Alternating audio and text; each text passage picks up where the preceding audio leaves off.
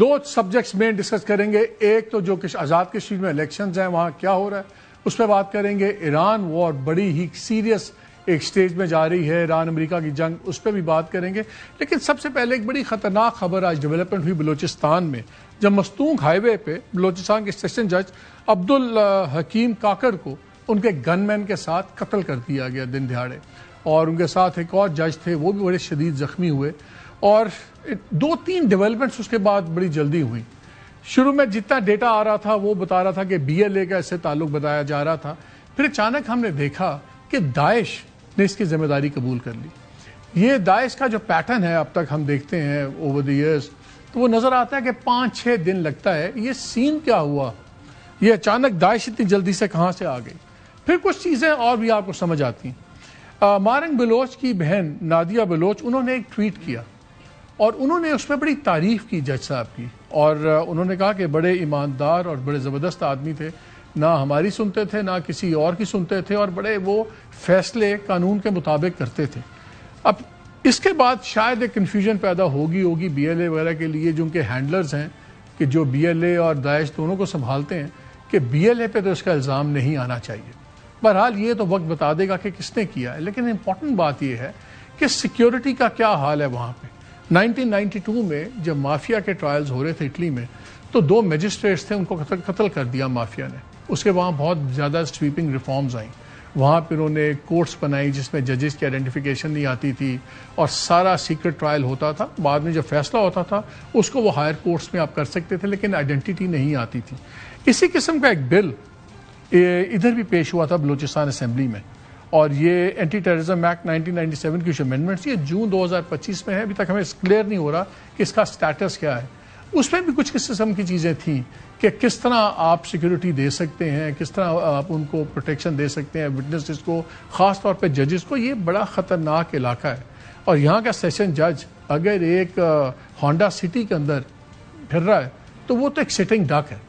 اور یہاں پہ ہم دیکھیں تو 1.8 بلین بیوروکریٹس میں بانٹا جا رہا ہے. چیف سیکرٹریز کو جناب VETs دی جا رہی ہیں. کیا ہو رہا ہے وہ ججز کے لیے, کیا ہو رہا ہے ان کی پروٹیکشن کے لیے, اور کہاں یہ سچویشن جا رہی ہے. ہمارے ساتھ موجود ہیں انوار کاکڑ صاحب, former caretaker prime minister. السلام علیکم. جی وعلیکم السلام. یہ بتائیں, آپ بلوچستان سے تعلق رکھتے ہیں, یہ اتنا ایزی ٹارگیٹ, کیا اس پہ کوئی وہاں بندوبست نہیں کیا ہوا سیکیورٹی کا ججز کی؟ ایوری بڈی از اے سٹنگ ٹارگیٹ, بلینز کا خرچے وہاں پہ ہوتے ہیں. یہاں پہ ایسے ایسے لوگوں کو گاڑیاں ملی ہوئی ہیں پروٹیکٹڈ آرمر پلیٹڈ, جن کو سیریسلی کسی بھی قسم کا خطرہ نہیں ہے, شو شاہ کے لیے ہوتا ہے. وہاں پہ کیا سچویشن ہے, اتنا ایزی ٹارگیٹ ججز؟ دیکھیں مالک, ایک تو کوئی شک نہیں ہے یہ بہت ہی ٹریجک قسم کا ان کی جو شہادت جج صاحب کی آج ہوئی ہے. اگر ہم اس کو فوکس کر کے ایک انڈیویجول پروٹیکشن کے کانٹیکس میں دیکھیں گے کہ جج صاحب کو گاڑی ملی یا نہیں ملی, کیوں نہیں ملی, اور اس میں ہم کلپرٹ ڈھونڈنا شروع کر دیں گے, تو جو لارجر پکچر ہے میرے خیال میں اس کو ہم مس کر رہے ہیں. بڑی بات یہ ہے کہ وہاں پہ آرمڈ آرڈر ہے, یہ جو ٹیررسٹ آؤٹ فٹس ہیں جس میں BLA, BLF, داعش, TTP وہ ساتھ لے کر, ان کو بائی اینڈ لارج سوسائٹی میں نے, آپ نے, اسٹیٹ اپریٹس نے, گورنمنٹ نے, اپوزیشن نے, یہ کیا حکومتی جنگ ہے یا ہول آف دا نیشن کوئی جنگ ہے, ہم ابھی تک میرے خیال میں بدقسمتی سے یہی ڈٹرمن نہیں کر پائے ہیں کہ یہ ہمارے لیے نہیں. وہ تو ٹھیک ہے, دیکھیں وہ آپ ایک بہت بڑی بحث پہ جا رہے ہیں, اوور آرچنگ ایک بحث ہو جائے گی. میں تو سمپل پوچھتا ہوں, میں نے اٹلی کی ایگزامپل دی, وہاں پہ 2 میجسٹریٹس مارے گئے, اس کے بعد انہوں نے لیجسلیشن کی ایک نظام بنایا کہ جو کورٹس تھیں وہ سیکرٹ کورٹس تھیں, آئیڈینٹی ججز کے سامنے نہیں آتی تھی, ٹرائل ہوتا تھا, فیصلے ہوتے تھے, اور جن کو سزا ملتی تھی ان کے پاس پورا ٹرائل کیس سب ایویڈنس ہوتا تھا, وہ اپنی اپیلز ڈال سکتے تھے. لیکن ٹرائل کے وقت کسی کو نہیں پتا ہوتا تھا کہ کون ٹرائل کر رہا ہے, اور کیا اس کی آئیڈینٹی نہیں سامنے آتی تھی, اور تبھی وہاں پہ مافیا کا صفایا ہوا. کیا اس قسم کی لیجسلیشن یہاں پہ نہیں ہونی چاہیے؟ ٹیررزم کیسز میں یہ جو بلاسفمی کے کیسز ہوتے ہیں, ہم نے تو دیکھا ہے جس جج نے یہاں بلاسفمی کیس میں بھی فیصلہ دیا ہے وہ ملزم یہیں پھرتا رہا ہے, وہ جج کو ملک چھوڑ کے جانا پڑا خاندان لے کے اپنے. اور ٹیررزم میں بھی یہی حال ہے. مالک اس میں میں آپ کا کوئی لمبا جواب دوں گا ہی نہیں. کوئی شک نہیں ہے کہ یہ ہونی چاہیے. دیکھیں لمیٹڈ سیکریسی اور اوپن ٹرائل جو ہے نا نارمل سرکمسٹانسز میں اگینسٹ دا نارمل کرائمز یا نارمل وائلیشن آف رائٹس, وہ دنیا میں ڈیموکریٹک نارمز کے تحت ہوتی ہیں. جو سیٹلڈ ڈیموکریسیز ہیں انہوں نے بھی لمیٹڈ سیکریسی اور اوپن ٹرائل میں فرق رکھا ہے, اور پیٹرن یہی آیا ہے. بعض اوقات تو لمیٹڈ سیکریسی میں انہوں نے ڈیفینڈنٹ کو بھی ایویڈنس نہیں دکھائی ہے, صرف جج صاحب کو دکھائی ہے.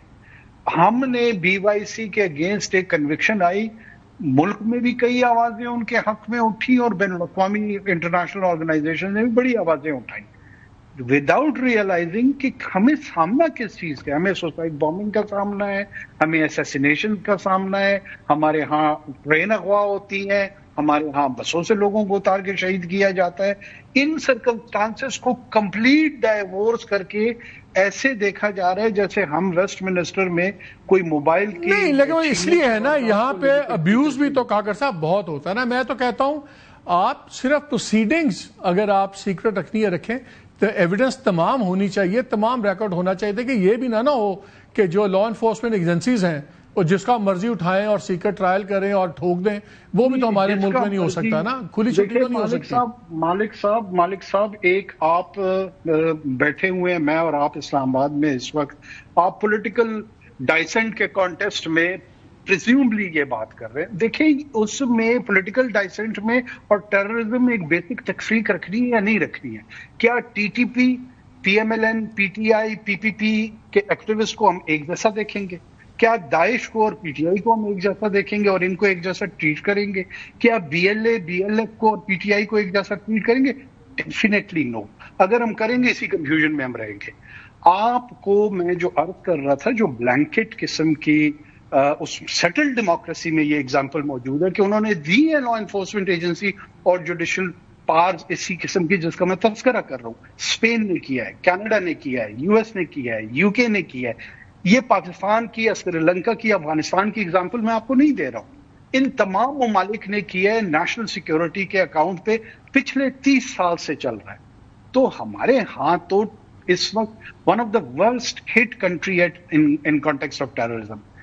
انکاؤنٹر کوئی ہوتا ہے وہ تسلیم نہیں کرتے ہیں. جوڈیشل پاس اسپیشل سرکمسٹانسز میں دینی ہوتی ہے, اس کو ہم کنٹروورشل بنانے کی. ایک بات بتائیں, میں ہم ویڈیوز دیکھتے ہیں, اپنی آنکھوں سے بھی دیکھا ہے, ایک عام ایم پی ایم اے جا رہا ہوتا ہے, ہم اس کے ساتھ 13 10 5 گاڑیاں نظر آ رہی ہوتی ہیں. ہم ایک جج کو دیکھ رہے ہیں, وہ جا رہا ہے بلوچستان میں, خطرناک 3 علاقے میں جا رہا ہے جہاں بڑے ایشوز ہیں, اور وہ ایک سٹی کے اندر بیٹھا ہوا ہے, ایک گن مین بیٹھا ہوا ہے. یہ اس قسم کا تضاد کیوں ہے؟ دیکھیں مالک, میں کسی کے خلاف بات نہیں کرنا چاہتا, لیکن میں آپ کو بتاؤں کہ یہ ایم پی اے, ایم این اے, میں سینیٹر, اگر ہم پولیٹیکل کلاس اس طرح کا پولیٹیکل کلچر خود انٹروڈیوس کر رہے ہیں, اور اسی پولیٹیکل کلچر کے لیے ہم نے سو کالڈ سویلین سپریمیسی کی لڑائی لڑی ہوئی ہے, اس کے لیے بھی میں اور آپ لڑ رہے ہوتے ہیں, تو پھر بالآخر یہ جو اسٹیٹ اپریٹس جس کا آپ نے بالکل رائٹلی آئیڈینٹیفائی کیا ہے, چاہے وہ ڈی پی او ہے, چاہے وہ کمانڈنٹ ہے ایف سی کا, چاہے وہ جج ہے, جنہوں نے لا کو انفورس کر لی, ان کے لیے کتنا ریسورس ہونا چاہیے, کیسا ریسورس ہونا چاہیے, اس پہ بڑی سنجیدہ میرے خیال میں پہلے ہی فیصلے ہو جانے چاہیے تھے. نہیں ہوئے تو اب کم سے کم یہ بحث ہو جائے اور اس کو سیٹل کریں. ٹھیک ہے کار صاحب, بہت شکریہ.